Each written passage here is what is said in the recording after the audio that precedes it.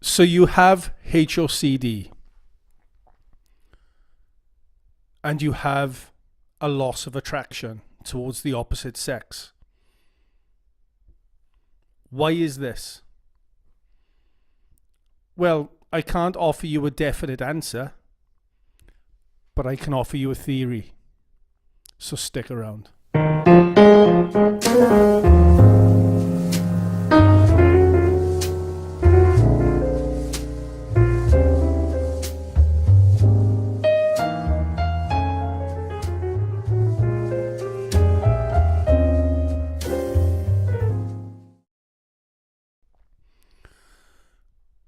Okay, guys,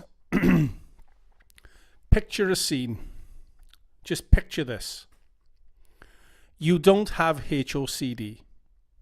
You're out in a bar one night, you're out in a club, and there's a really good-looking woman off to the side. And you think to yourself, oh my gosh, she is absolutely stunning. She's stunning. You feel the butterflies in the stomach. You feel this overwhelming urge to just want to be with her. Now, change it up a little bit. You see this beautiful woman and she's absolutely throwing herself at you, right? She's all over you. And I don't know about you personally, but I'm like, get the fuck off of me. Just get off me. Ooh, it's just, when somebody throws themselves at you, it loses its value. You know, don't touch the shitting for free. You know, just get away from me. It loses its value. It loses its potency. It puts you under pressure. It becomes, you know, a performance. It's a performance. So what happens? Chunk chunk. You shut down. You shut down because this person has thrown themselves at you, and you know, everything closes down. Okay? Picture another scene. You don't have HOCD again, and I'm going somewhere with this, so just bear with me, okay? You're in a relationship. You and the missus, or you and your fella or whoever, have this huge fight. You have a huge fight. And it's like, I'm not talking to them. I don't like them anymore. And you know, just get away from me. So, some time passes. The girlfriend or the wife goes to bed. And you're starting to feel a little bit, I don't know, I want some loving. The anger's wearing off. You slip into bed beside her and she's got her back to you. And you really want to give her a cuddle. But she doesn't want to know. Then you slip your arm over her and you cut in a bit closer and cut in a bit closer. And the feeling of desire just overcomes you. Why is that? Because she's not available as she used to be. You're both mad at each other. That's why the making up is so great. So in both examples, what I'm talking about here is the law of reversed effect.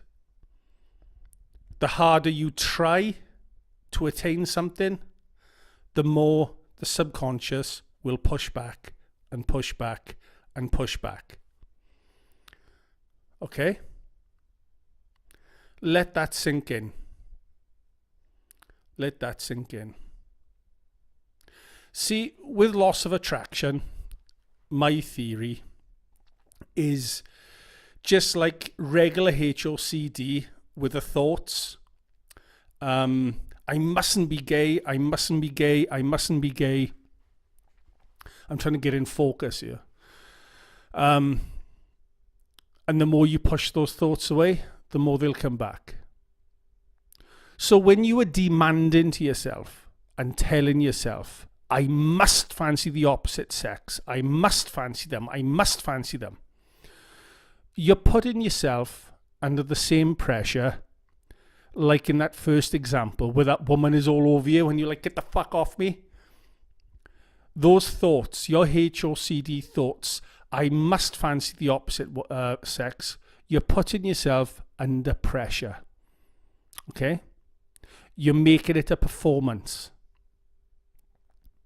So what happens? Chunk chunk, your sex drive just switches off because you're not giving yourself any options, any choice. Your thoughts are totally rigid, and that's when everything closes down. A buddy of mine, basically this happened to him, and I often mention him in my videos because he's a classic example.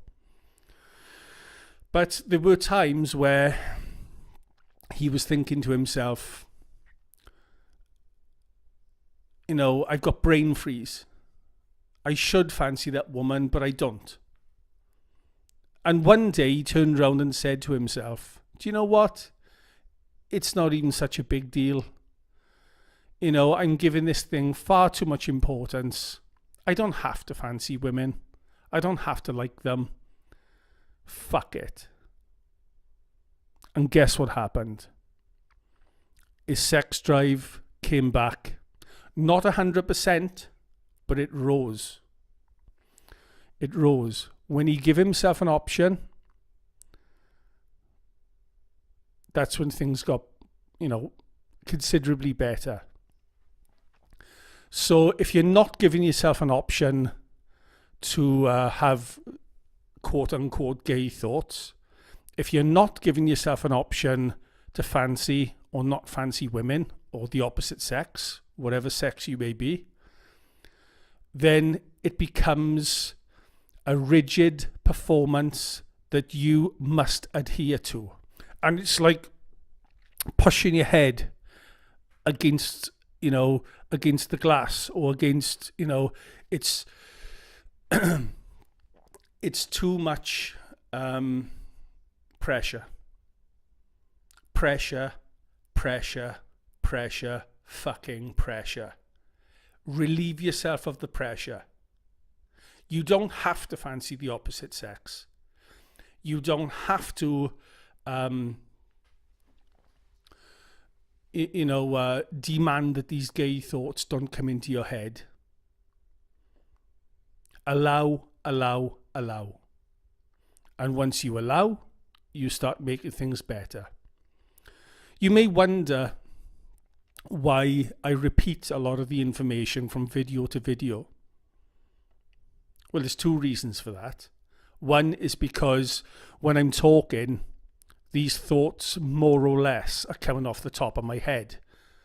This information seems to be coming, it feels like it comes through me rather than from me. And the other point is because I want to drive the point home. Most OCDers think in very black and white terms, one extreme or the other extreme. There's no grey areas with them. This comes back to perfectionism and fear of uncertainty. Both very insecure orientated things. So, you know, I'm starting to gather more of a connection between trauma and OCD. And I think OCD can be there from birth, but I think trauma can bring it out. And sometimes a good therapist is what it takes to look at that trauma and to get that trauma out. And I think once it comes out, I think the OCD will lessen. But anyway, these are just a few thoughts. It's Christmas time. I don't know how long I can go on making these videos because I've pretty much said all I've wanted to say. This isn't a definite answer, what I've said today, but it is a theory. It is a theory. So to recap the point, stop telling yourself that you have to fancy the opposite sex, because it's just like a coin, okay? On one side of the coin, you're demanding that you shouldn't have gay thoughts, and on the other opposite side of the coin, you're demanding that you should fancy women. And I think sometimes, by the way, when somebody does exposure therapy, it only takes care of one side of the coin. It might stop the gay thoughts with a lot of people, but it doesn't give them their attraction back. So sometimes I think it's worth doing exposure therapy for the other side, basically. You know, I should fancy women. I should fancy the opposite sex. Do exposure for that. I know what I would do if I had HOCD. And I would think about the fact that maybe I'll never be with a woman again. I don't fancy them, so I actually in real life I do, but I mean, if I had HOCD, I would think, oh well, my attraction is gone. I'm alone for the rest of my life, and I would meditate on that, and I would do exposure therapy for that, and bring the trauma out of you. And you probably, if you do the exposure, you'll probably, it'll really bring out some stuff in you. But I think by the time you're done, and by the time you accept, I think there's a possible chance that a lot of that stuff will leave you, and you'll start having a stronger attraction towards women again. Just some thoughts to think about. Anyway, Merry Christmas to everyone. I hope you watch the rest of my videos. I hope you like and subscribe, and I'll see you around. Take care, guys. Bye-bye.